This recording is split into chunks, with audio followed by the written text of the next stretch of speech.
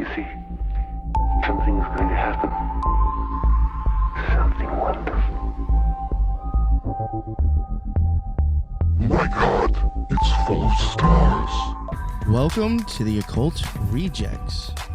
In this episode, I got my boy Thrash on with me. He had hit me up with an idea of a topic. He wanted to kind of cover the Mandela Effect.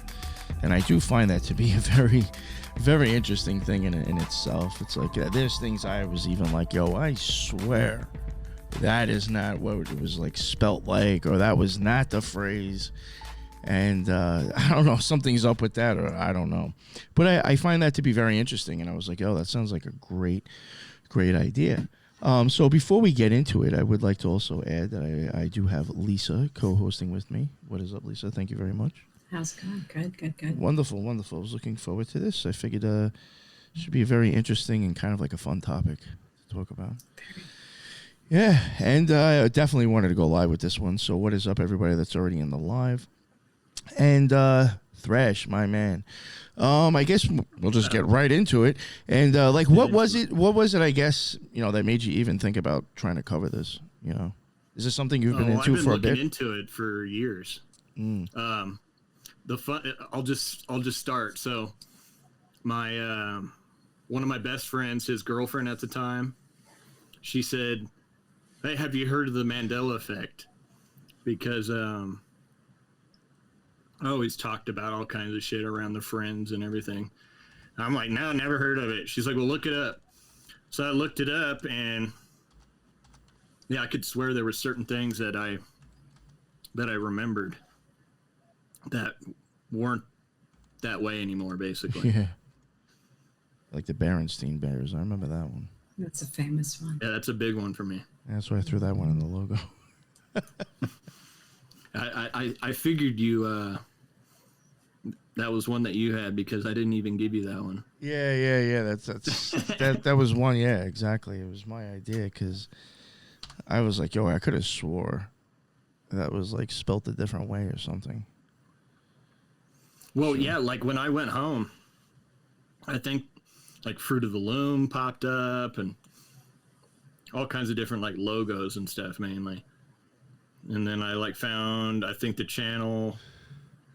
first channel was Moneybag 76.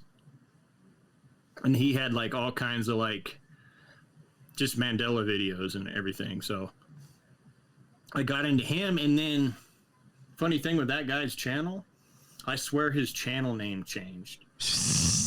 I swear it was Moneybag 73. Oh, he could have changed that. He could have changed that. It was like 4 or 5 months later. It was 76. And then there was tons of people in the comments too saying the same thing.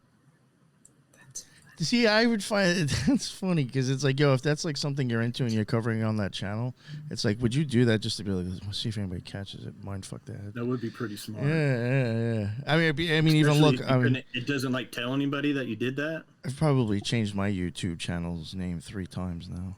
Especially in that whole transition. I changed it twice, I think. Did you ever catch that commercial by Skechers where they trolled people because the whole tea thing, and they kind of made a joke on the whole play of the Mandela Effect? Yeah, they got Mr. T in there. Yes. Skechers had a T, funny. For sure. I remember it. Yeah. What, they say there isn't one in there now? Should I just get to the crazy thing that happened? Sure. That really got me hooked into it, that really made me believe it? Go for it. It's personally to me. So one day, some one of the first ones I learned was Isaiah 11:6 in the Bible, changed in the King James. And I checked my Bible just to make sure, and then it was still how I remembered it. And then basically, it was probably 2 months later, people like Moneybags and stuff were saying, oh, it's changed in every Bible. I'm like, there's no way. There's no way. So I grabbed the very same Bible. I go to that very same verse, and it's changed. And not only did that change, I have other memories tied to that scripture. and it's Isaiah 11:6. Now, I'm just going to ask you. I'm going to do fill in the blank because I feel like that's the best way. There's a couple channels that do that. Okay. I don't know. So Isaiah 11:6. So, what animal would you say lied with the lamb? Is that the lion?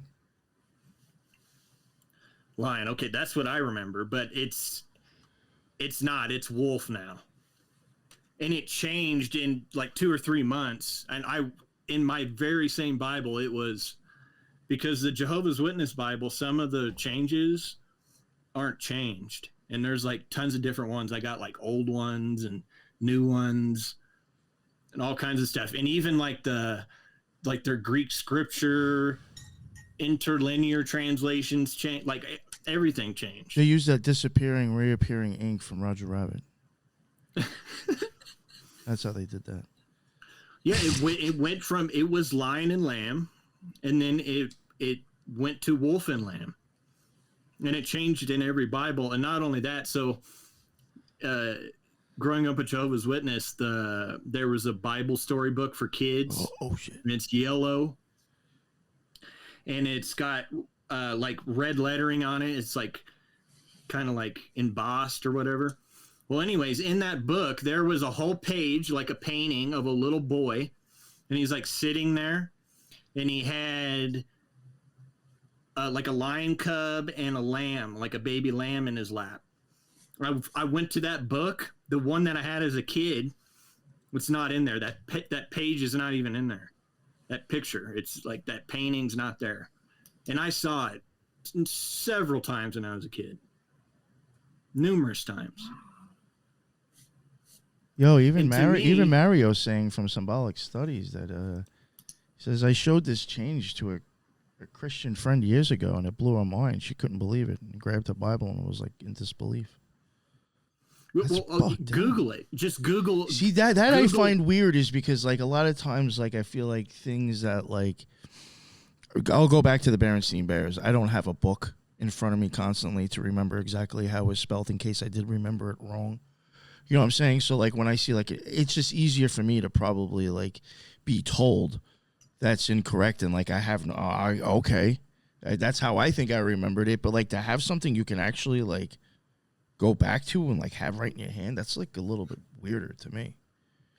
Because that's like I've had this thing and repeatedly read this wrong or it's changed. Like that's weird. That would be like I've often mentioned, like, you know, the worst thing about the internet is you can edit it. I said if you get a newspaper, you know, from 30 years ago, I mean, they can't come to the house and cross out what it says and change it if you still saved it. But in this sense, I guess it does change, right? That would be weird.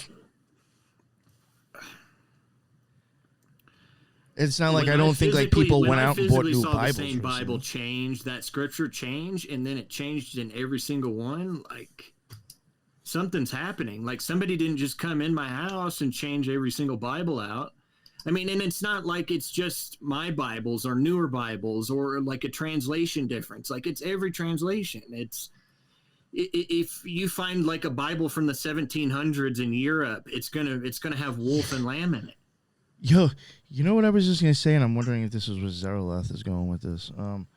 You know what this makes me wonder, like, because it's almost like, I guess whichever theory, probably they're probably just as insane to entertain. But instead of like, let's say everybody's book changed, is this like almost like OA, and like somehow we've jumped another timeline that is so goddamn similar that's like one of the little things that will be off that makes it different than an actual clone of itself. You understand what I'm getting at? Like maybe I can go into another world where I never lost my hair, but everything else is the fucking same. That's the one little change. You know what I'm getting at? Like, and that's one of the theories with the superpositioning and quantum mechanics is that multiple parallel universes exist or multiple realities exist. And every time you make a decision, a new universe is created. And so the ability to jump between dimensions, timelines, or realities, and then convergence of it, that would be an artifact. When you see something like this, like the Mandela Effect, And it's not just one person remembering differently. You're talking about so many people remembering differently. So it's not just like an artifact of somebody remembering the same thing differently. Exactly. Yeah.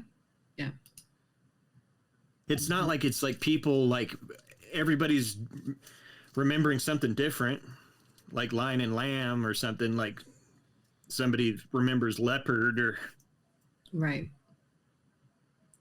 Where everybody has a different moment. But one thing, and I was going to insert this, was that I think with the whole Mandela effect, because most of the memory is stored in the hippocampus, and I think, within these realms, we know it as a Amon's horns, the seahorse, the horns of the ram, or whatever. But it allows us to kind of glimpse into collective memory and how it can be manipulated, and can it be manipulated? And I think that this is kind of a way to see if it can and how it can be manipulated through a timeline, so to speak. And then also, if it's able to be manipulated, how can it be manipulated? Because it's the way that memory is formed. It's formed in different stages, and there's an actual stage where you can have the most impact on. And if you can cause that, do you get a result such as a Mandela effect? I think it's another data point that's being applied to see if it can happen. Sorry. That's what the solar eclipse was all about. That's exactly what the solar Mandela eclipse is effect. about. Yeah. Oh, I think you're muted there, Thrash. I can't hear you. There I you was go. muted. Yes. So basically, I was saying, now I completely forgot it. God damn it. I'm so sorry. I'm sorry. No, that's my fault. Well, you want to go back to like another Anyways. example besides this? Well, what I was saying basically was I don't feel like there's a satisfactory answer of what's happening yet. Yeah, So I I'm could kind of agree like on that. open to anything. Yeah, right. I see what's weird to me, like with the parallel reality and all that, like, cause there is like some like stuff, there's like evidence still of like memories of like what people remember. Like for instance, that video I sent you of Disney, don't play it. I'll just ask you guys, what do you remember in Snow White, the witch saying in the mirror? What's the line? Mirror, mirror on the wall. Who's the? There's That's right. Yeah. Yeah, I remember Mirror, Mirror on the Wall as well. Yeah, but if you watch it and play it now, it's Magic Mirror on the Wall. But my point was, there's like evidence of like how like people remember it the other way. The video I sent you is Walt Disney saying "Mirror, Mirror on the Wall," and they're like literally playing off the Disney film. Like, why would they get their own line wrong? And not only that, when you do the translation in German, the German version of Snow White, in German it's still mirror, mirror. But in English it's magic mirror. And to me that's that the whole point of ritual and magic is repetition sometimes. So they're literally taking the repetition out of the chant or whatever. Magic mirror on the wall instead of mirror, mirror on the wall. I don't know. Very strange. That is. Do you have that video? Yeah. You want me to play it now? Yeah, I think you should play that video. Mirror, mirror on the wall, show the hardest workers here of all. The time is present. All right, so that was one, and then we're going into. I can go into the other one. We're good. Yeah, go and do the other one. Okay. Oh, gosh. Oh, mirror, mirror on the wall, who is the fairest of them all? Art thou cheating? Oh, city slickers, smart aleck. It's some kind of gag. Oh, no, Charlie. I know about this mirror. It can produce the past, the present, and the future. Sounds like scrying. Kind of an interesting line, too. At the end there. I mean, it's literally like talking about time and everything. The dummies bother me. Neutral observation. Well, but seriously, because I'm pretty sure the Snow White cartoon came out before that did, because it was like 34, I think, 1934. Why would Walt Disney use the line wrong repeatedly in the same thing? Because that's in the same little film.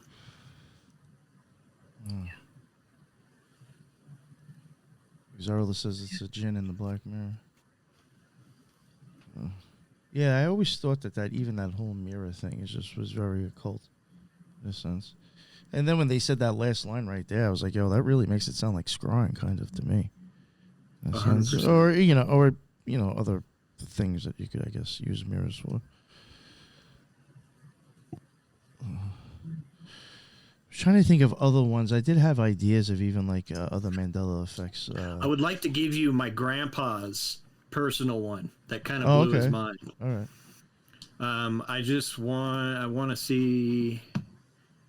I want to be able to screen share some pictures. 1 second. But it's on a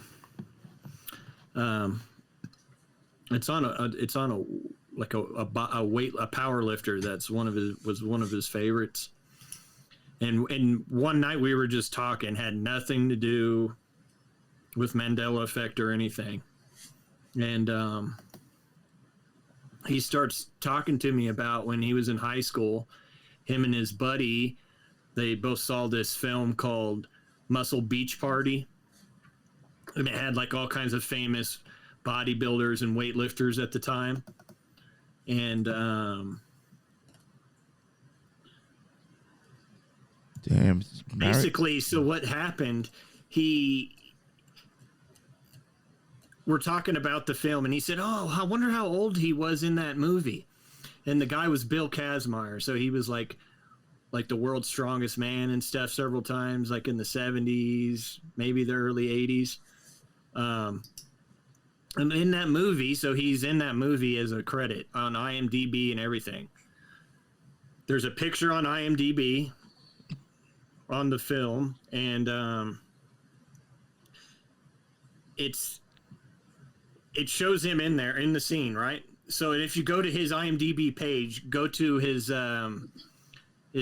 date of birth, he would be an 11-year-old boy in the making of that movie.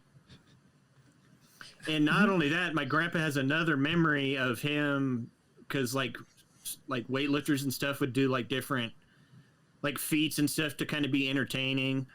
Like they'd bend like steel bars and blow up water bottles, and like in particular, my grandpa remembered him like swallowing goldfish. It's almost like circus type dumb shit. Yeah, and the guy swallowed a bunch of goldfish, and he said he was like in front of like a vitamin store or something. And this is in the 60s, like 68, 69 or something. Well, you can find this guy talking about him swallowing goldfish. It's now him. He now did that in the 70s. And if he was in that movie, he would now be an 11-year-old boy. I'm going to get the exact birth date right here. And how old looking was he in the movie? You said like he looks like he's at least 18, 19. There's no way he's 11. There's no way. I wonder if you could have done that with makeup back then. I don't know. Well, my grandpa was like, well, maybe they just got his birth date wrong. So I looked everywhere. No, his birth date is the same everywhere. And it's December 30th, 1953. So he's 70 years old right now. The movie was made in 1964. He's literally a credit in the movie. and he would be 11 years old. And when you look at that picture on IMDb, of course I can't find it, the one that I pulled up or saved, but it is on there. It's the 5th picture on IMDb. So he's in the background. And there's no way that is an 11-year-old boy. And it kind of, because I had talked about it with my grandpa before, the Mandela Effect, and he was kind of like, always just thought it was kind of weird, but he never thought too much of it. But that night, he actually lost sleep. Like, he didn't sleep well and everything, because he remembered talking to his friend in high school about the goldfish, seeing the movie. And he was in high school in the 60s, and my grandpa graduated early, too. He didn't even do senior year. He graduated his junior year. So how does he have that memory? And then now the guy has the very same story of swallowing the goldfish, but it's now like in the 70s, which is like way after when my grandpa had my mom and aunt and everything else. Okay, yeah, I get what you're saying with that. But the thing is, it's not like everybody knows who Bill Kazmaier is, and everybody's seen Muscle Beach Party, and it's a real more like a real personal effect. Hell yeah, for sure. I got another personal one. That's pretty crazy. Oh, so, what do you guys remember the writer of Peanuts or Charlie Brown? Who's the writer of Charlie Brown? It was Charles Schultz, right? That's what I remember. Charles Schultz. Yeah, with a T. With a T. Oh, is it without a T now? Scholes? It's Scholes now. Well, and guess what? So, by my mom's house, this guy, he lived in Colorado, and it's very close to my mom's house. They even named the street after him, and they even cut the drywall out of the house because he had drew the characters and stuff for his kids before he had even made the cartoons, really. And they had found them later, and they had cut him out and brought him to the Smithsonian. We'll get to the Smithsonian later. And the street was Schultz. I walked by it all the time walking home from school. That's fucked up. All the time. And that street is now Scholes. It changed with his name. Of course it did. Elm Street's gonna turn to Elk or like Elm. And he only lived there for it wasn't even like a full year. But it's like a known house that he lived there. Obviously they named the street after him. And that's changed. Another one with weightlifting. So my grandpa was all into bodybuilding and everything since he was like in 8th grade basically, and he got me into weightlifting when I was a little kid. So I used to look up all the golden era bodybuilders and all their routines and everything I could possibly look up on bodybuilding and weightlifting from when I was 8th grade till I graduated high school. It was literally my life. Literally, the gym was everything. I knew everything about every bodybuilder. And what do you guys remember? I don't know if you guys might not know who it is, but so Arnold Schwarzenegger's best friend, who was like his bodybuilder best friend, his name was Franco what? No idea. All right, I'm just going to give you guys this one. I'll wait a second to see if somebody in the chat might remember Franco Colum. Columbi? All right, well, I don't know if that's a misspelling. Columbi. Okay, so I always remember it was Franco Columbo. All right, they said Columbo, yeah. And his name is now Franco Columbu. And there's even video of Arnold pronouncing his friend's name wrong. And not only that, when I was in high school, I wrote into Flex magazine and they like put my letter in, and I was arguing that Marvin Eder, who was a 50s bodybuilder, was the strongest pound for pound bodybuilder, stronger than Franco Columbo. And they put it in the magazine and everything. Like I remember writing the article, and like That's weird. his name was Columbo. It wasn't Columbo. Yeah, and he was also world's strongest man. I think the first year they did it, because later on they started to get more like power lifters and stuff. But at first they had I think arm wrestlers and bodybuilders and everything. But Franco Columbo won, I think, the first couple world's strongest man. Well, what was the one that, not to like get you off, but the topic? I mean, it's still on the topic, but whatever you had lined up. There was one thing that you had sent me that I couldn't show, because it's the funny thing is I've actually had more problems showing other YouTube channels work, even if the guest is on my show. It's their channel. I've actually gotten like strikes for that real quick, like stupid. So I wasn't gonna risk this one. So like, what was that? Because it looks like that you were bringing up one that like you remembered that seemed to change too, and that. Yeah, so the video I sent you, it was like just another YouTube channel, but it was. So I'll admit it, guys. I watch football and I follow the Raiders, and I'm a brain dead person that follows football. I know. That's all right.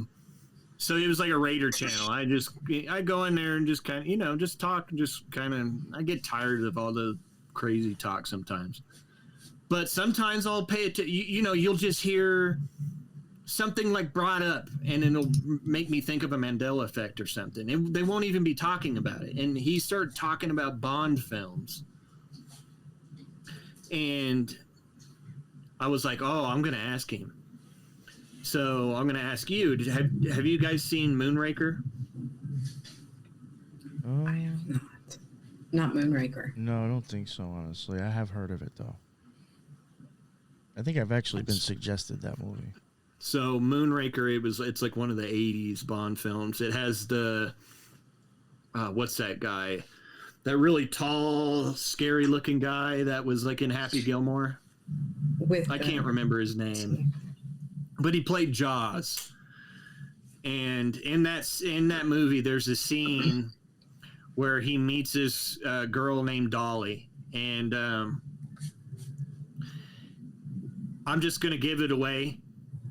What I remember is when Dolly met Jaws, she smiled and she had braces. And her mouth was covered in braces, and he had like these crazy like metal jaw mouth. Yes. And when she smiled, and they made a connection. They were like all in love, and basically after that. Well, now that scene, she has just perfect white teeth, no braces or anything that would even signify a connection between them. Really, like the connection was the braces. The metal. And the video I sent you is somebody remembering that very thing, remembering the very scene, and why the braces were significant to Jaws and them meeting. And when I was a kid, I had a family member. He was kind of slow, but he had a movie collection, and he had filled 2 rooms of our house with bookshelves full of movies. He had every VHS and DVD you could possibly think of. Every Bond film every Bond film. So Moonraker, I saw Moonraker so many times when I was a kid. I could literally go grab any movie. It was like having like Amazon Prime basically. But like VHS tapes. But that 100% that scene, she had braces, and now she does not have braces. The scene doesn't even make sense. Interesting. Yeah, I see a lot of people going. And that video was somebody that knows nothing about the Mandela Effect, had clear knowledge of movies. He was spitting out all kinds of facts and history and knew all kinds of stuff about different scenes. and everything of different movies. Oh, but he gets that one wrong but he gets it exactly correctly the same of how everybody else is remembering it wrong. Mm-hmm. You know what I see? Another one people keep bringing up in the chat is the genie in Sinbad.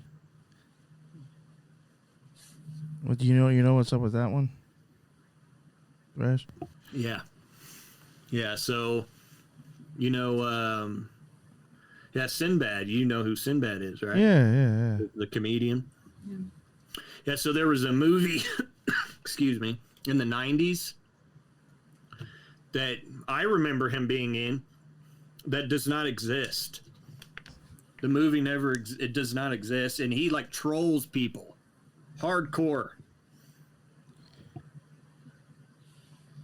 Yeah, because there was a lot of people in the chat that were like, "Yo, there's a video of him like saying like, yeah, there's one guy that has it locked up in a safe, but if that video gets out, the CIA will murder him or something." And then he's just he just trolls and talks shit on people that remember it.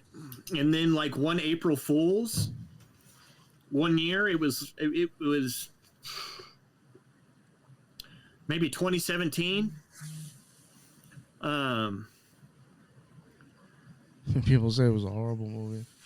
They did an April Fool's joke, and they had him dress up as a genie, and they had like Bernstein bears in the April Fool's joke, and they made it look like it was like an old piece of film from that movie, like a piece that was like found, and like people would use it and say like, "Oh, look, there's evidence that the movie's still there," but it's just an April Fool's joke that College Humor made, which then starts to discredit the whole thing. Then people start to be like, "Oh, look, people are just like, like using this as evidence, and it's not evidence at all." If they just looked into it, they would find out it was a April Fool's joke. Silly. I remember somebody mentioned in the chat, but I remember the monocle on the Monopoly Men. Oh yeah, you told me to that. add him, so I'm assuming there's a reason for that. You told me to add him into the logo. So I had him give me ideas of things to put on the logo. Yeah, that and the Ford and Volkswagen, I remember. I even asked my grandma about Monopoly. Because she said, "Oh, I used to play that with my sisters when I was a little kid." And I was like, "So what did the Monopoly guy look like?" And she said, "Oh, he had a monocle," and she said the whole thing. I'm like, well, he doesn't have a monocle. No? He totally had a monocle. He totally had a monocle. Yeah. No monocle. I remember that. It's like saying Mr. Magooty and walking around with his eyes closed. And you know what they'll say?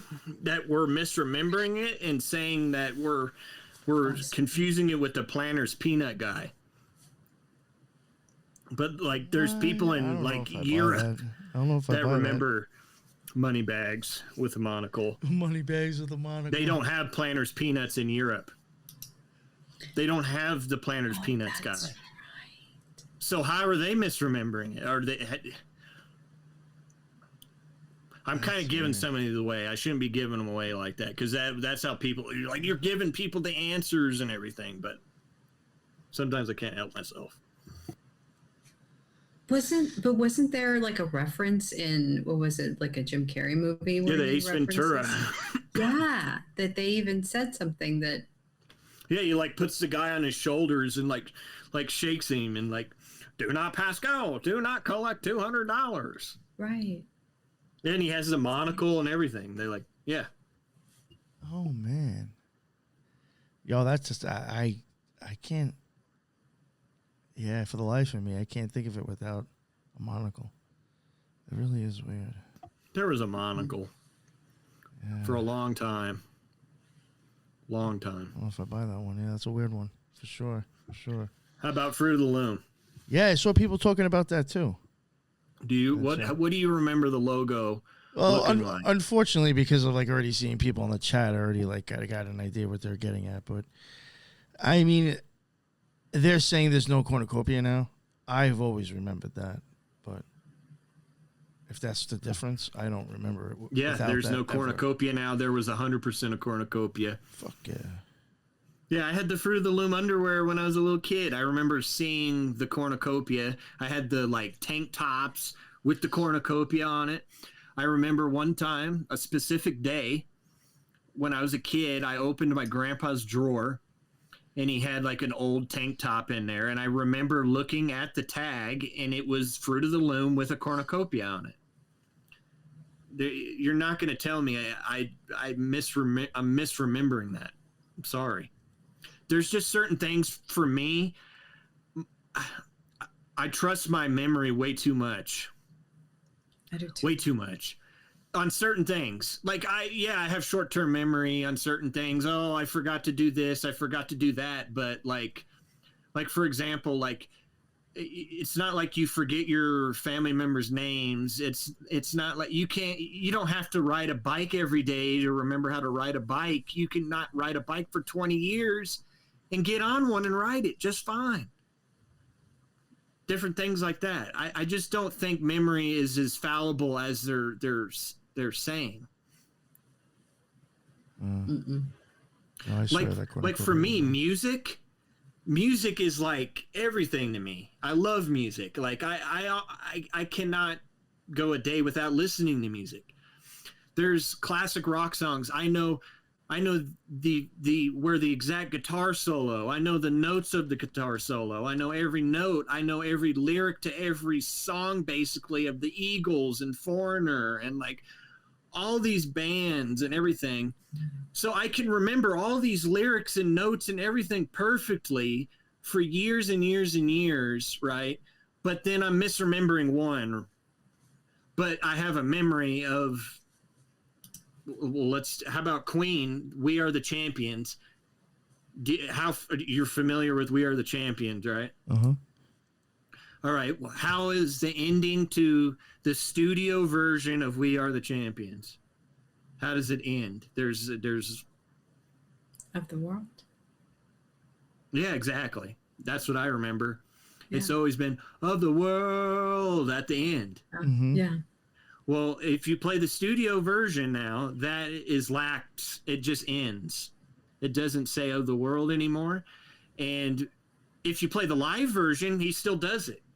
Why is he doing it on the live version? Why would he do that?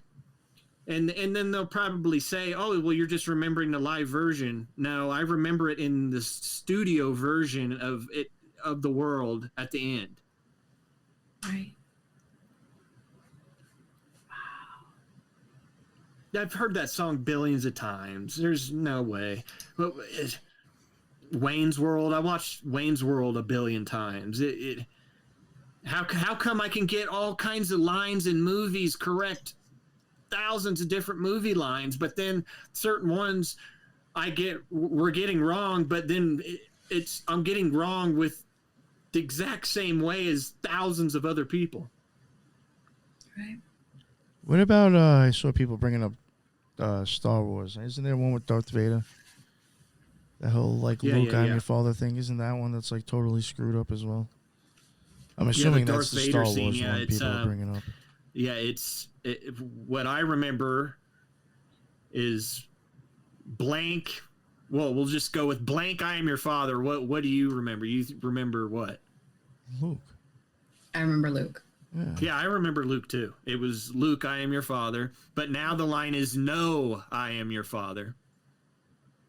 But there's even evidence. You could find video of James Earl Jones. It's very easy. Just type James Earl Jones, Darth Vader. It'll probably pop up. And he literally remembers saying the line and like, oh, he's like questioning like, oh, what a lie that is. And like, he remember, and then they like show the script and it doesn't even say that. It just says like, no, I am your father, I think. But he remembers saying Luke. He's like, Luke, I am your father. He like repeats the line. And then there's another video of him talking about it. I used to do the voice too all the time. And I used to do the fan thing with the other movie. Was it Tommy Boy or is it Black Sheep? I always get those mixed up. Where they're talking into the fan and he's like, Luke, I am your father. I think it was Tommy Boy. I think I never saw any of those, actually. Like, okay, here's another question. Okay, so why would another movie get the Hollywood movie line wrong? Yeah. Like, why would they get the movie wrong? Yeah. I'm sorry. Oh, I should know the difference between the two. I always got those two mixed up. One's like the cop car, and then the other one is I don't remember. Another Star Wars references C3PO. He had a different leg. I never noticed that, but I read later that he always had like a silver leg as opposed to the total gold tone he had, or something. Yeah, the C3PO had in the original trilogy, he like has like a silver calf now where people remember him all gold. I remember. See, I have an action figure from the 90s where he's all gold. I still have it in the packaging. It's not here. It's at my mom's. Yeah. But that thing. Yeah, it's all gold. Like what? Yeah. Why would they get the action figure wrong with all the details? Like they like paint all the like little wiring, all the different colors and everything, but they got the calf wrong. Yeah.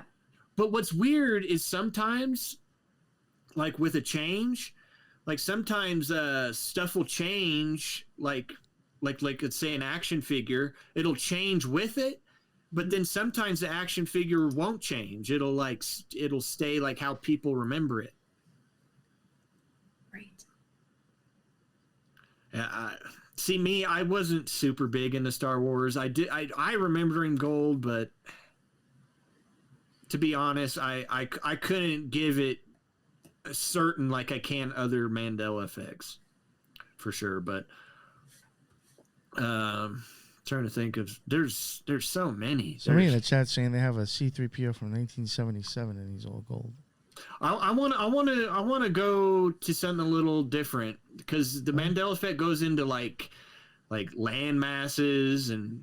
I was going to ask you about something with maps because I know you told me to include one. I think I saw somebody mention map. Okay, so one specifically I want to ask is, okay, I'm going to have to try to describe this correctly. Okay, so when you're looking at North America and South America, okay, so when you're looking at, let's say, the west coast of North America and the west coast of South America, where would you say, like, the west coast of South America lines up with America? Like where is it directly underneath America, the west coast of South America? I would say it's directly underneath because it follows the backbone of the Rockies. I don't know why I'm getting off to the right a little bit. See, I remember it. It's under it, but it's just slightly to the right. It's like a little bit like maybe like under like Baja a little bit or something. Well, look at a map now and look at where the west coast of South America is. It's way off. Really? Yeah, it's like the west coast is like over there like on New York time or whatever. What? Yeah. Oh, that's so weird.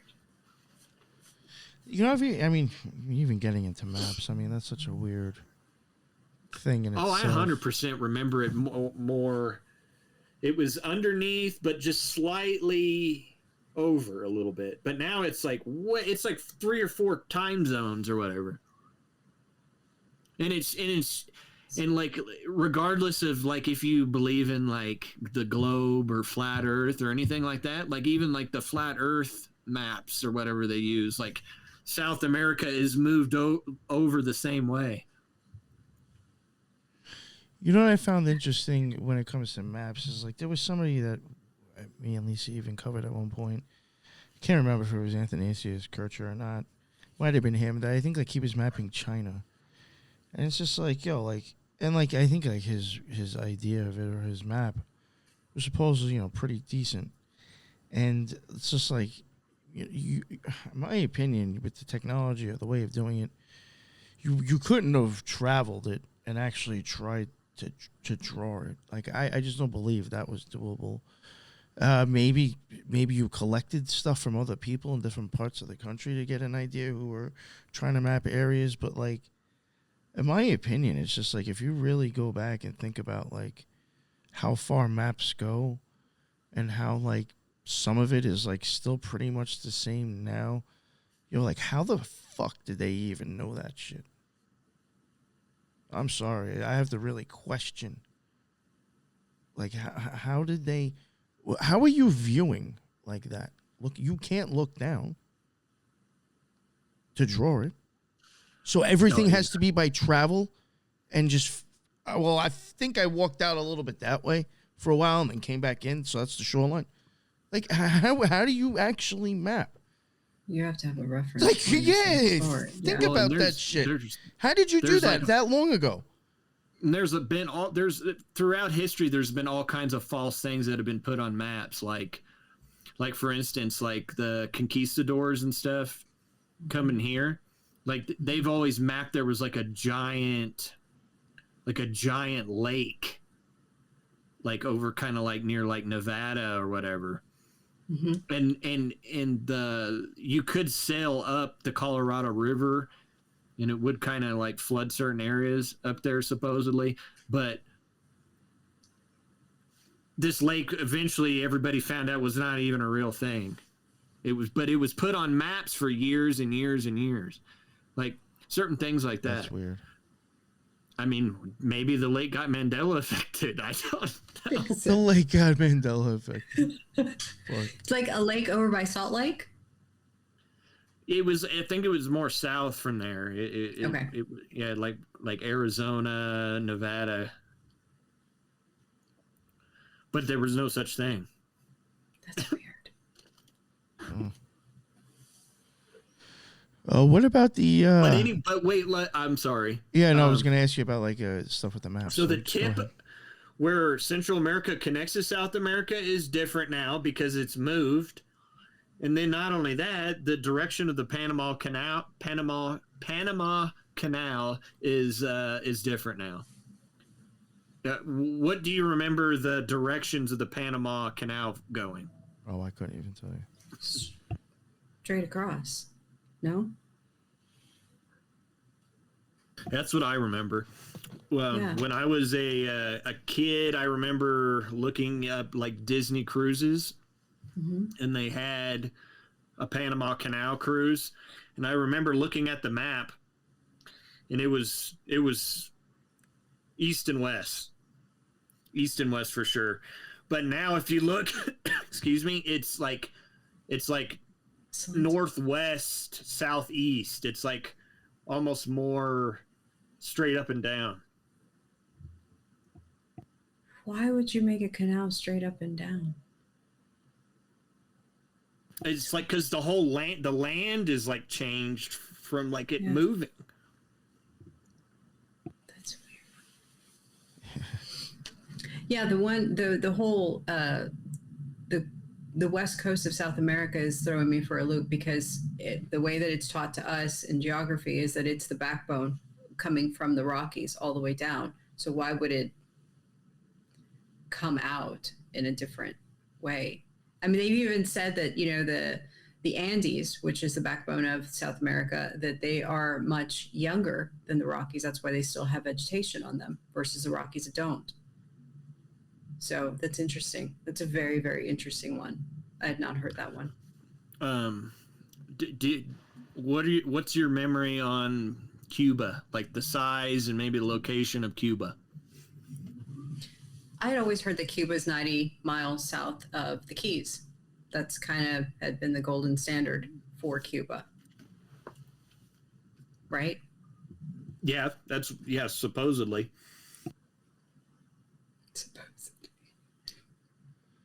Someone said it looks farther than 90 now if you look at it.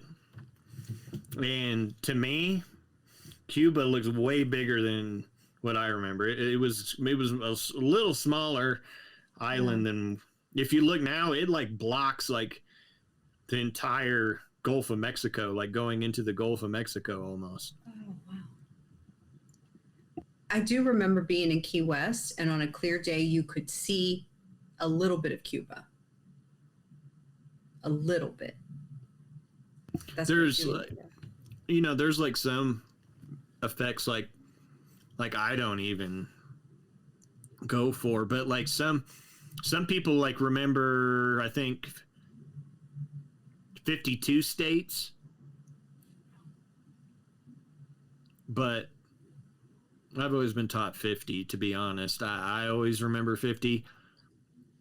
See, and that's where it gets kind of like muddy the waters, because some people they swear by it. So I've heard that said both ways, but explained differently. I feel like, well, 50 states with these other two, blah blah blah. Or people say 52. the Puerto Rico and Guam. Yeah. No, I think I heard like somebody thought like Cincinnati was a state.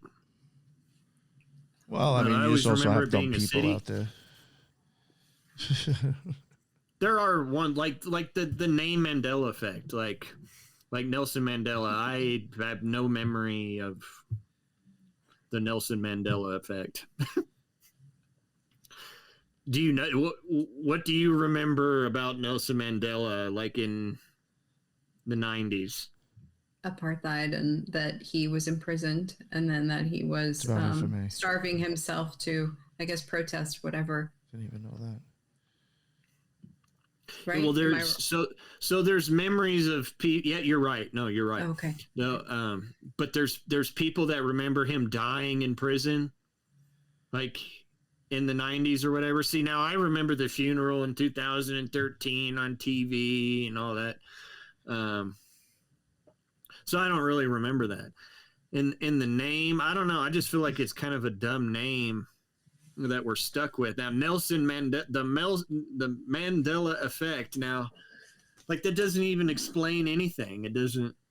So then you got to go into like explaining this whole Mandela going to prison, and maybe he died and maybe he didn't, and so I get the term comes from this lady, Fiona Broom. She like went on Coast to Coast in like the early 2000s, and I guess she coined it, and supposedly in like like 2008 and 2009, I don't know, bunch of people remembered Mandela dying in prison. Yeah, somebody said that in the chat. You remember him dying in the prison? But she won't even talk about it. No. Like, you can't even get her on shows. Like, she doesn't, like, she'll go on Coast to Coast. She never talks about Mandela Effect. She only talks about like some like paranormal investigations or something like that. And that's it. And like anybody that's involved in like Mandela videos, I've heard several people have asked for her to come on. She just doesn't even respond. Nothing. But she coined the whole effect, didn't she? Yeah. She coined the term or whatever. Oh. And they claim it started like in 2009 or 2008. That's weird that she wouldn't want to talk about it after she implanted everyone's memory with the term, with the phrase. See, I didn't really notice it until I would say 2015, 2016 maybe. Not quite sure on the year, somewhere around there. But okay, so do you guys know anything about types of avocados? A little bit. A little bit. What's the most famous brand of avocado? What's your memory? Hass. And how do you spell that? Hass. Oh, okay. Okay, sorry. Is that wrong? No, you're right, technically. Okay. But I remember it differently. I remember it HAAS as a Hass. A Hass avocado. Yeah, somebody else even said that. Oh, Teresa said that. And here's the thing. It was around 2016, right? Okay. So I go and pick up food and stuff for restaurants and stuff. And one of the places I go, you walk in the cooler on their end cap. Their end cap is avocados. For forever, it was HAAS, and they had like unripened and more ripe ones you could choose from on their the paper. All of a sudden, one day, I walk in there, and they were HASS. And I'm just like, maybe there's just like a different kind, like a Gala apple and a Granny Smith or something. Right. But then I found out, like later, like everybody was saying, like, oh, they got Mandela affected, and that the Hass has never existed. Oh. But it changed. But the thing is, if go on Google, type in private selection. Avocado, I think diced avocado, and look at the bag. The bag says HAAS avocados, Hass. But when you go on the store website, the description is Hass. But on the picture of the bag, it still says Haas on it. Yo. But the description on the store is Hass. It's HASS. Wow. Can you imagine if it's just a typo and the ones that are... And there's a channel, Dose of Reality. Brian Stabley, he's got one of the bags, and he like shows it on stream and everything, and it still says HAAS on it. Oh, wow. That's interesting. You know, I see people talking about too in chat. Sorry to interrupt you, but like this one's bugged out to me because I swear I remember this motherfucker too. Ed McMahon from Publishers Clearinghouse. Like I could have swore that guy was involved with that, and they say he's not. No, he's never worked for Publishers Clearinghouse. It's some other random guy with gray hair you've never heard of.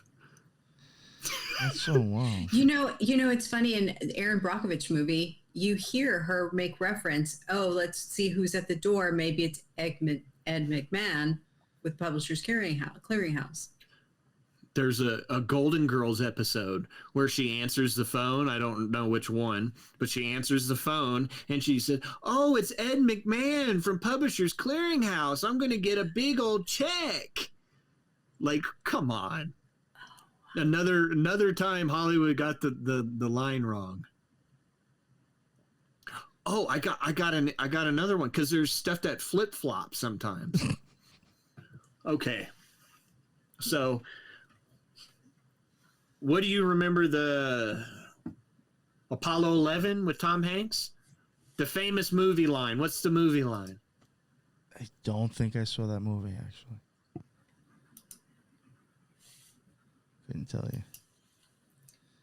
It's like, Houston, we had a problem. Is what I remember. Okay. Houston, we had a problem. Well, it changed to Houston, we've had a problem. I'm pretty sure it was Houston, we've had a problem. And they made there's articles that you can find on the way back. And they literally, oh my God, did I just lose my whole, what was I just talking about? Yeah. Houston, we had a problem. Oh, the Houston, we had a problem. Thank you. Okay. Yeah. Okay. So there's articles that have famous movie misquotes, right? And you can find the article where it says people are misquoting Houston, we've had a problem. Mm-hmm. And now it's Houston or Houston, we had a problem or whatever. Well, it changed back to the original now. So now that article is completely irrelevant and they got the line wrong. Weird. Yeah, it's it went back to Houston, we had a problem instead of Houston, we've had a problem.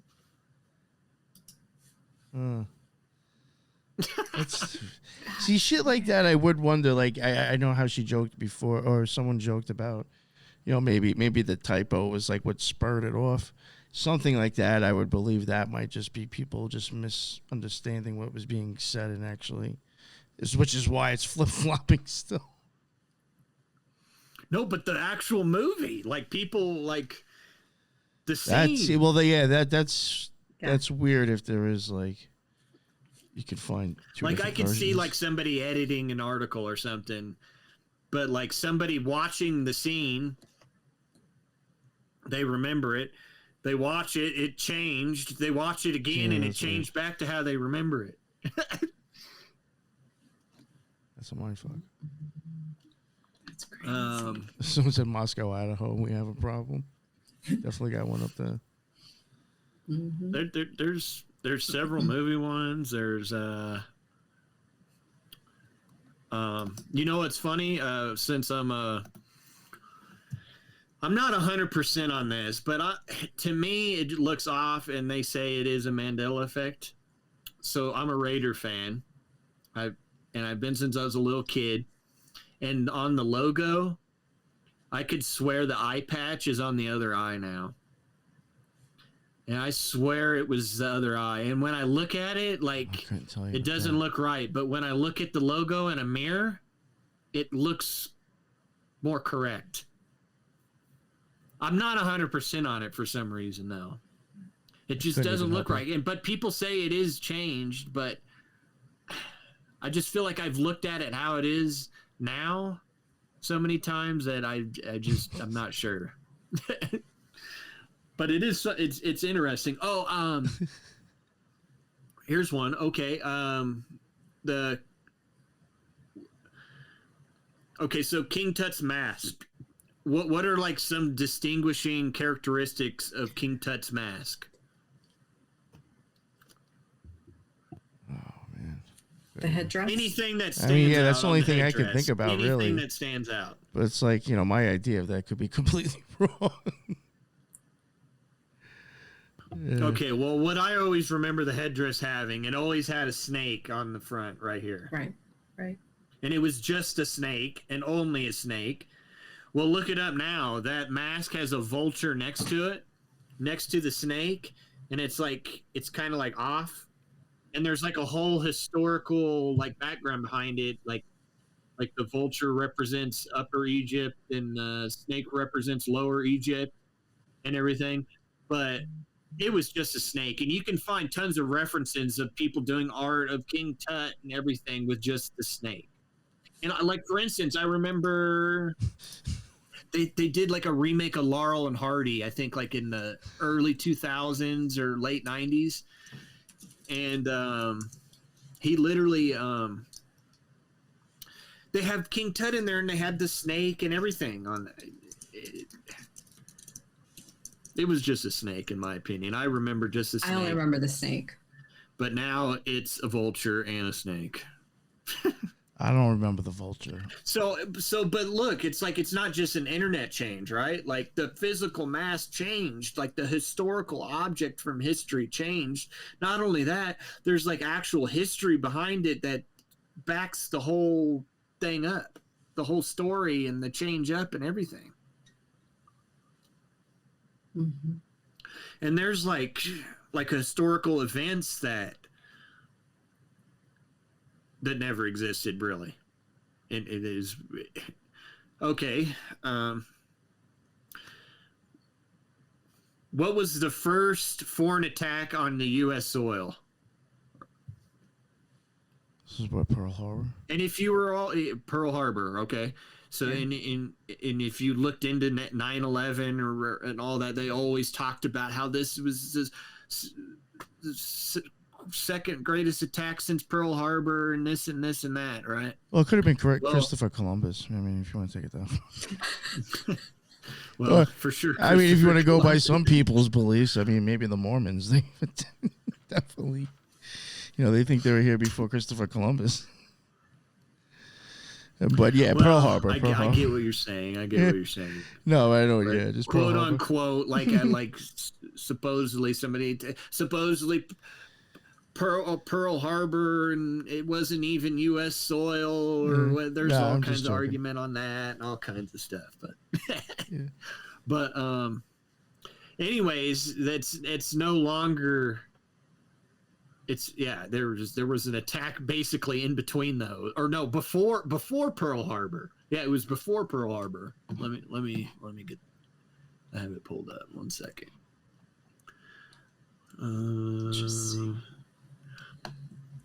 And this here we go. Okay, so now there's an event called Black Tom Explosion. It happened July 30th, 1916 in the New York Harbor. It killed, this is on Wikipedia, it killed at least 4 people and destroyed some like 20 million in worth of military goods. And it damaged the Statue of Liberty, and it's also the largest artificial non-nuclear explosion in history, or one of the largest. And it's like it was done by the Germans, and it was I'm trying to find the amount of TNT. Surprise. Surprise, the Germans are involved. Yeah, it was 100,000 pounds of TNT on the Johnson barge number 17. 17. Ooh, ooh. And 2 million pounds of small arms and artillery ammunition were stored at the depot as well. And this explosion was so powerful that it damaged the Statue of Liberty to the point where that you can't even tour the torch or anything. Oh wow! And there's people that I've never been to New York, but there's people that say they've been to the torch. When did this happen again? Around 1916, July 30th. Too early. I was just wondering if that was around the time and it's been damaged ever since. They rounded up the Nazis on Long Island. Well, the 33 Nazis. There's another event. There's another event. Have you ever heard of Torpedo Alley? Now, I'm sorry. I've looked into World War II since I was a little kid. Never heard of this. Never heard of this. Torpedo Alley, it was off of North Carolina. And it was basically Nazi U-boats. And they killed a bunch of Americans. They killed 5,000 Americans. 397 submarines were sunk, and only 100 Germans were killed. 40 were captured, and only 3 submarines were sunk. And it's literally right outside of North Carolina, like outside, just out. You could probably see it from the beach, where it happened. Never heard of that. I never heard of it either. And I don't claim to know everything about World War II, but I feel like something like that you would have been taught in history class. Like, that's a very significant thing right off the coast. Especially the whole Nazi thing. I personally don't. I remember like little U-boat skirmishes and stuff, but like I don't remember any major casualties like that. 5,000 people right off the coast. You would think that'd be pretty significant. Like the Navy would be swarming that area. Yeah. But yeah, there's a maybe we should go into a couple anatomy ones. All right, go for it. Where do you remember the kidneys being located? Oh, I saw someone talking about that in chat. I don't know. Your back. Right? Growing up, I remember lower back. Yeah. Yeah, I always remember lower back. My grandpa, he would teach me how to fight and stuff when I was a kid. He would teach me kidney punches and stuff. Right. And he would say, "Yeah, you punch him there in the kidney or whatever. It'll really hurt him or whatever." Well, now the kidneys are now protected by the rib cage. They're up more. They're now protected by the rib cage, which in boxing, a kidney punch is illegal because they're vulnerable. They you could damage them and really hurt somebody. But not now. Now they're protected by the rib cage, even though it's still illegal in boxing. There's other ones I'm not super familiar on. There's like The heart is one. oh yeah, the heart. That's right. Yeah. Where do you remember the heart being located? So it was taught to us that it's on the left side, right? If you ever feel a pain in your left arm, it could be indicative of a heart attack. I know that the chest muscle itself is supposed to be, the pectoralis is supposed to be bigger because the heart is right there. It supplies more blood to that actual muscle. So to me, growing up, it was always on the left side. However, Pulp Fiction taught me it was side, underneath too. my chest plate. Oh hell no, you're right. No, but like but one thing though I will even mention, I remember learning in school that they did tell you that even when you're doing like the whole putting your hand on your chest, that's actually not where your heart is. You're really putting it in the wrong spot. Like I did learn that actually in school, but some people I've never heard that. we had horrible teachers apparently, because it wasn't until college that we found out that it's in the center of your chest. That's hence why you're doing chest compressions in the center of your chest, and then it tilts to the left. But in grade school, we were taught that it's on the left until we opened up cadavers and stuff like that. We saw that it was. Yeah, no, I remember it in grade school on the left, and then in high school later, I do remember it's in the middle, and but yeah, see, there's some that I'm not sure, but the kidney one, I'm sure on the kidney one, the kidneys were on the lower back right there. Yeah, Teresa's even saying in Yoga Anatomy it's at the lower back. Yeah, that one is weird because I always just figured it was your lower back. The like skulls. Now, how do you remember like the human skull looking? Like, how do I describe? I don't want to give away the answer, but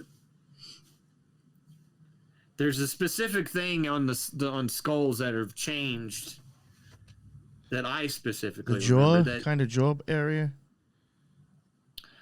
I'm just gonna give it away. So the eye sockets are now they're now full of bone. It's like there's like a bone back there that's not hollow. And like I always remember them being hollow forever.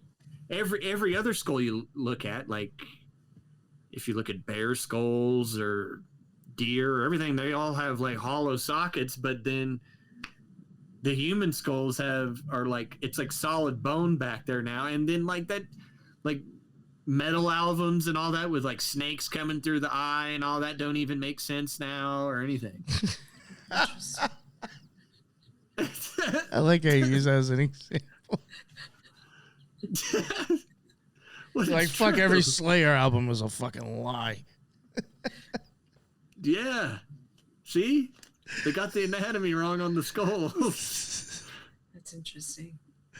But it just doesn't look right to me. Like when I look at pictures of skulls, to me, it looks different. You know, somebody says, I'm sorry.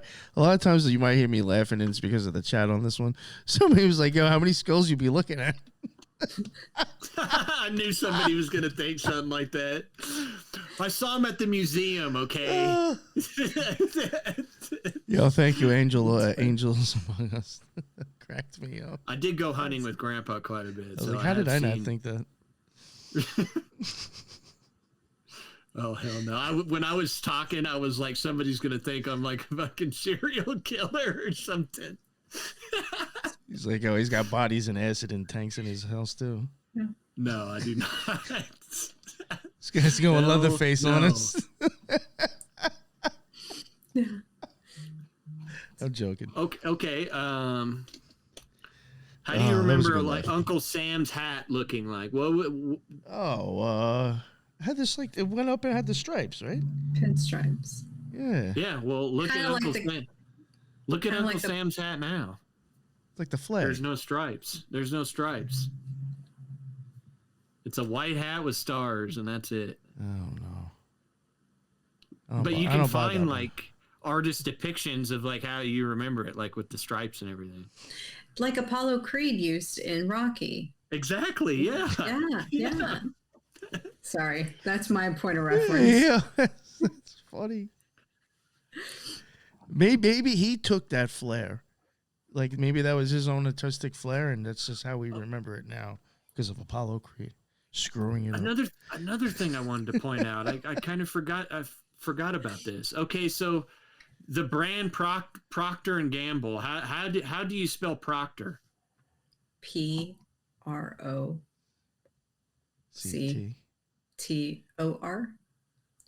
I think it OR, if I remember that. OR. Almost like doctor, but Proctor. That's okay. Huh? Okay, well, it's always been ER now. It's always been Procter. No. And guess That's what? that bullshit. If you go to the trademarks when they filed the trademarks, even the name from the family, it's ER now. But if you look at the trademark from 1990, wait, let's see the date here. Damn, you got a lot of people saying the Proctor. 1994 is this trademark, and it's spelled on the trademarking document PROCTOR and Gamble Hair Care LLC. So here's evidence of the trademark of them filing it. And then if you go ahead to when they filed again, the name, it's now ER. But you can find where the name was OR at some point, even though the name of the family is ER. I remember because they did a whole series. I don't know, it was Sally, Jesse, Raphael, but one of those talk shows back in the day, they were talking about their connection to the Satanic Temple or whatever, Procter and Gamble or whatever. And they kept flashing the name and it was OR. Maybe they changed it for optics. Oh. Oh no, that's weird. That is very weird. I have wondered, but I don't think it would make sense for a lot of these, but like maybe like it kind of like the Haas thing, like maybe it just was HAAS and then switched to HASS.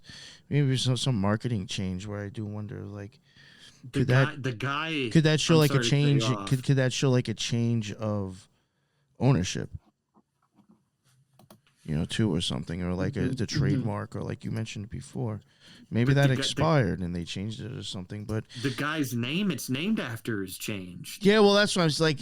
Certain things like things changing in books and shit or movies. You can't explain that way, but.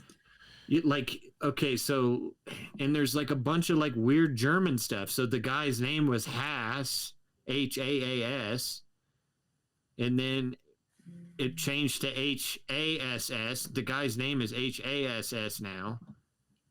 But then there's evidence of this bag of his old name. And then there's the Black Tom thing that was done by the Germans. Then you got the Torpedo Alley that was done by the Germans. You got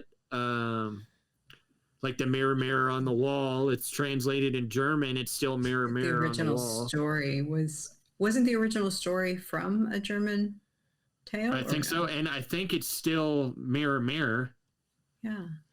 Which that's what they say that you're remembering it from is from the original book. But no, it was from the movie.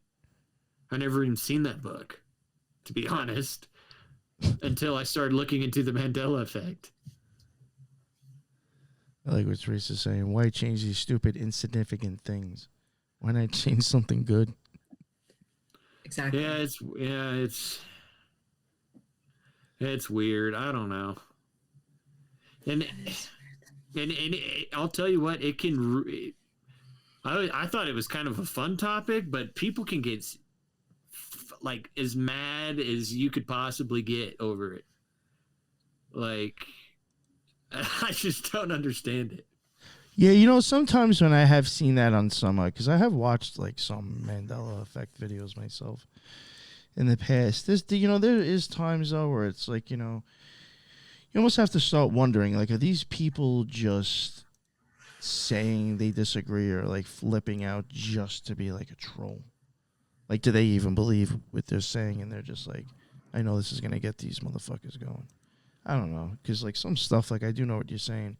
It's very like I've seen some people spaz on some of that shit.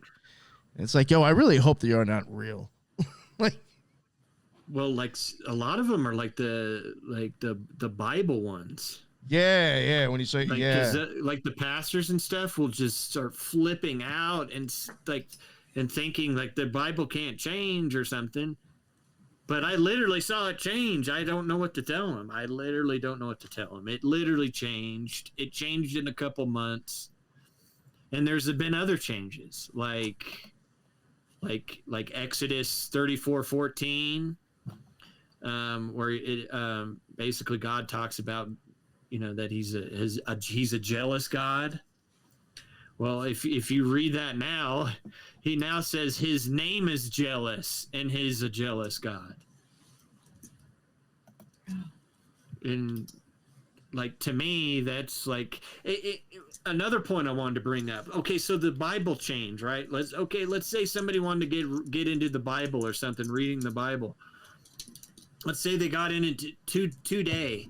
Let's say they read Isaiah 11:6, they read wolf and lamb and everything. Well, from now on, that's forever going to be taught as wolf and lamb, and now this original meaning is now gone. And there's significance behind some of the Bible changes, like the way some of them are changed is just strange.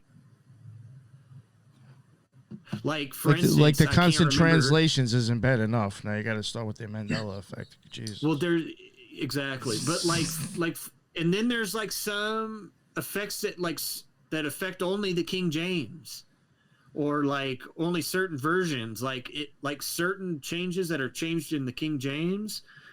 I can grab like a Jehovah's Witness Bible or something, and they're the same. That's how I remember it. 20 years from now, you're going to be like, yo, I swore it was called the King James and not the King Jimmy Bible. Oh, no. Jimmy. But King Jimbo. Or Jiffy. King But Joffrey. the whole meaning. Joffrey drove her. King Joffrey from fucking... Coming to America. Oh, no. I was thinking of Game of Thrones. Oh, yeah. Sick, twisted kid. I've never watched Game of Thrones. Oh, all right. But you get my point. Like the whole, and then another thing I've noticed, it just doesn't seem like some people, like, I don't know. It sounds mean, but it just seems like some people just don't really read or pay attention to what they're reading. Like, they don't even notice the change. They just, like, sometimes you can show somebody and they're just like, oh, yeah, I guess I must just, like, there's just no recall on anything. I don't get it. I see somebody else is bringing up the lamb laying with the lion. They might have even caught this later on and didn't even know you brought this up. Yeah, see. I remember a picture, like when they would teach this stuff, that they had an actual lion and a lamb lying together. Yeah, you can find, like... What's weird is it changing it that way, like, from some of my experiences with tarot. That's really, like, now you're getting into, like, the Fool card. For some people, not the Fool. Could it be? Yeah, I think, like, one's, like, the child laying with a wolf. Like, now that's, like, literally just, like, art taken out of the Bible, and I don't remember it being like that. You know what I'm getting at? Like, I would probably make that connection. Yeah. And I will even go further and say that it's like something with, if you're writing it and you're in Africa, you associate a lion more so than you do a wolf, right? I don't know. I'm assuming. I'm not saying that wolves don't exist in Africa. I'm just saying that you when you think of Egypt, you think of lion, and you think of, lambs, because that, the sheep herding and all, whatever. Once it changes to coyote, you should start pushing your theory of. Well, then you think of Jesus exactly. as being, We're the original. Yeah. Yeah. I mean, you do have an exactly. interesting theory with that. I'm not going to knock it. So. Yeah, you think Jesus can be referred to as a lion or a lamb or a shepherd. Yeah. And what I've noticed, like you can look up Isaiah 11:6, right? And there's tons of paintings and drawings with the lion and a lamb laying. Just Google the scripture. That's all you got to do. And it's more lion and lamb than anything. But what I've noticed since it's changed is now, as the years have gone by, I've been noticing there's like no lion and lamb paintings now. And now I saw like one the other day, it was like a llama and a mountain lion and like weird stuff. One thing I will say about I've been this, seeing the wolf a lot, which makes it weird to me, is that when it comes to like, if any of this stuff is kind of like deeply encoded, I hate to use the word occult, but if this stuff is like occulted in a sense, if these things change, that could also change the story in a sense as well. Like, in my opinion, you switch a lion out for a wolf, you're talking about kind of like two different stages of like an alchemical change. totally It's not. It's gonna be a different time and space than the lion, in my opinion. Yeah. Or And a how that totally would different change. meaning. What about the power of the word itself? Like the wolf card is also on the moon card. You know what I'm saying? So like to me, like in occult stuff, it's just iffy to change around animals. Yeah, the scripture says now it's the calf and the lion and the yearling together. So it's a calf and a lion, but it's a wolf and a lamb, and then a leopard and a goat. Oh, leopard and a goat. But lions, they used to be. Their territory was like all the way, like up into like India and like the Middle East and all the way over into Greece and all over there. Yeah. Supposedly. Well, and I mean, the American continent has lions too. They're mountain lions. But when I remember it, picturing it in my mind, it was a full mane, and only those are on that other side of the pond. Oh yeah. Well, and then you can find like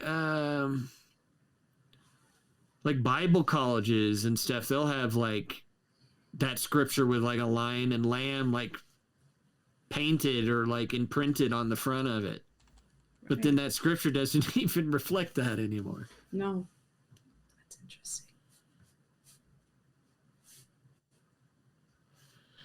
I don't know. Yeah. It's weird. I'm telling you. That's what convinced me when I saw it change in the very same Bible I had. I was like, something's going on. Something is going on. And I've noticed it. I don't notice them as much for a while. I haven't noticed them for a while, but back in like 2015 and 16 and 17, it seemed like they were happening like every few months. There'd be all kinds of different ones. And it would be stuff that I had memory of. The one that I had a memory of, the one that like really got me, was the whole Mr. Rogers. It's a Beautiful Day in the Neighborhood. Oh. And apparently it's not that. It's, what is it? It's. That's a huge one for me. I watched Mr. Rogers all the time. I watched it religiously. Oh, me too. And so when they said that, I was like, no, that's not real. Yeah, it's a beautiful day in this neighborhood and not the neighborhood. So it's only his neighborhood, not your neighborhood. Not everybody's neighborhood like it was. It's just his neighborhood. Just his. And then I think, didn't they make a movie with Tom Hanks, and isn't it named A Beautiful Day in the Neighborhood? I thought so, right? Know. That sounds familiar, actually.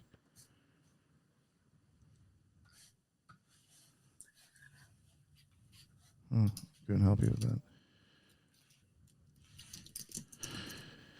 I did want to thank Angels Among Us, and she does have a channel too, the Imagination Podcast. Thank you for jumping over in the chat and like bringing so many listeners. That's pretty cool. I highly, actually, for the people who listen to this show, I actually think they would pretty much enjoy a lot of the stuff she has too. So, just give a quick shout out as well. The Imagination podcast, go check that out. They definitely cover occult aspects on a lot of different things. And thank you again for coming over to chat and bringing your friends. Yeah, it was a beautiful day in the neighborhood, the Tom Hanks one. Oh, why is Tom Hanks in this too?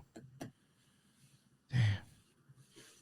Yo, was it made or recorded by the Germans? You're muted again. Yeah, the Germans have to be involved with this too, I would assume. Because that seems another ongoing one as well. Well, I think the Daniel Tiger's Neighborhood, which is associated with the same company, it's like a animated version of Mr. Rogers a little bit, but it's like a cat. I think they use A Beautiful Day in the Neighborhood. I'm not sure on that though.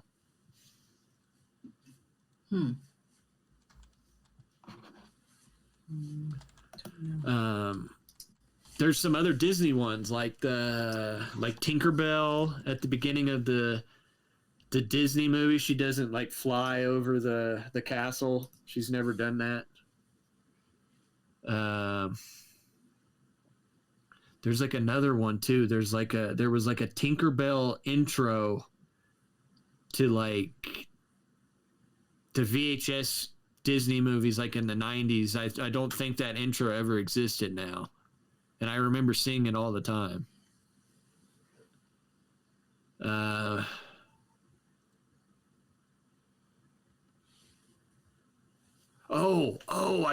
remember another one. So the side mirrors, it used to have like the saying on there. Oh yeah. Mm-hmm. Yeah. What was the saying? Objects appear closer than. Yeah, then they may be or something like that. Yeah. Then they may appear. Then they may appear. Yes. Yeah, I think. Yeah. Yeah. See, I remember objects in mirror may be closer than they appear. Yes. But that's never been. It's never been that. It's that's always been objects in mirror are closer than they appear. But I remember the word may be closer than they appear. And I remember specifically sitting in my grandpa's truck, us going fishing. There's no cell phones or nothing then. I'm looking out the window and looking at the mirror, and I'd read that all the time and think, like, why would they put maybe in there? Like, is the car closer or not? Like, I remember. Yo, I just think just as a child, well, I shouldn't say child, but as, later teens, from driving, I think that in itself, having that maybe would have mind fucked me when I was stoned driving. And I would probably remember mind fucking myself over that whole thing. Because like now you're like, well, fuck, where is the car now? You know what I'm saying? It's like, oh, it's in my mirror, but is it close to me? Or like, that would be a huge mind fuck if I was stoned driving around town. No, I remember that going through my head several times when I was a kid. I remember it all the time. I used to think that was a stupid saying. But now it's one of the rare Mandela effects where it's better, if that makes sense. Or most of the time they kind of don't make sense. Like objects in mirror are closer than they appear. It makes more sense now than putting the word maybe in there.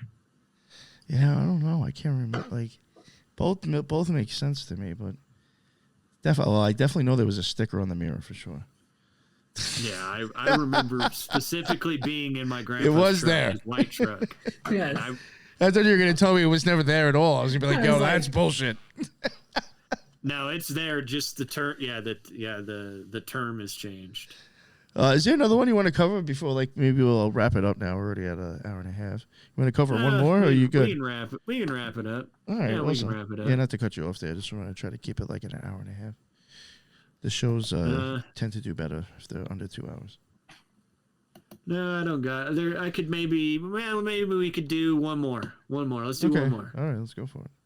It's a song. This is probably a topic you can come back on, and just from the chat, you can do half the show that way. I have tons more. I have tons of notes and pages and stuff on all kinds of different stuff. But okay, so do you know the song "Cat's Cradle"? Yeah. From the 70s.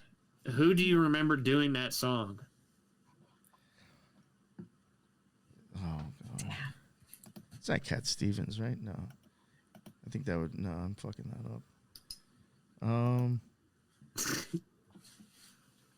God. Oh.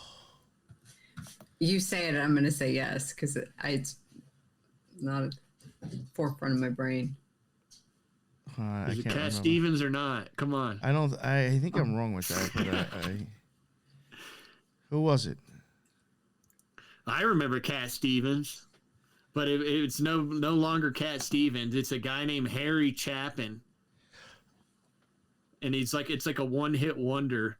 That was the other person. I couldn't remember the name. That's why I was like, I think I'm wrong. But I specifically, when I was a kid, I remember I would watch. Yeah. I remember specifically seeing. Okay, so you know that they would sell the multiple CDs, and they would show you like the sample of each song, and they would show you like 20, 30 seconds of the song. I remember that song being on one of the CDs, and it being Cat Stevens and him performing on stage. I asked my that father. song. He had that on vinyl. I'll ask him what he remembers it to be. And other people remember, and to me, when I listen to the Harry Chapin version, it sounds similar, but to me, it just doesn't sound the same. Like the way I remember the song, it just sounded sadder.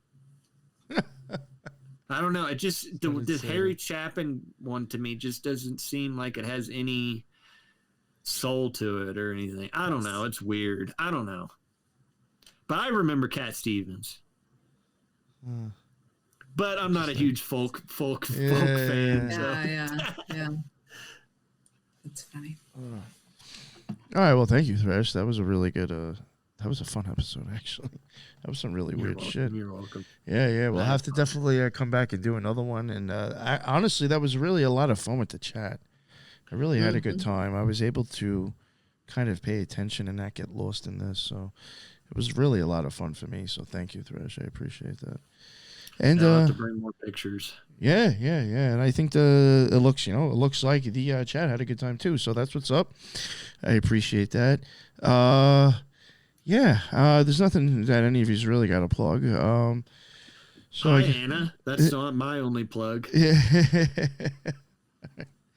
And all right, yeah. So check out this Sunday, I think, coming up at 7:00 for the people still catching this live. Unfortunately, when you hear this on podcast, it's been done and over with. But people on the live will be doing Smiley Face Killers 2 live Sunday. It won't be at 1 like it was last week. It will be at, I think, 7 or 7:30. I have to check what I wrote down. But it's at night this week. And it will also be it'll be the same as last week. Me, JJ, Lisa, and BD Salerno. So definitely keep an eye out for that. And if I remember correctly, we will be getting into the Texas stuff. And that's when I'll finally have something to be able to talk about for about a half hour of all these weird random connections in Texas along with these drownings. So keep an eye out for that. It should be a banger. And I guess and thanks again to the chat. That's what's up. You all added a bunch of awesome stuff. I was cracking up too while we were recording. Some really great comments in there. That's why I try to go live at least once a week. That's what's up. Thank you all. And until the next one, everybody be well. Later.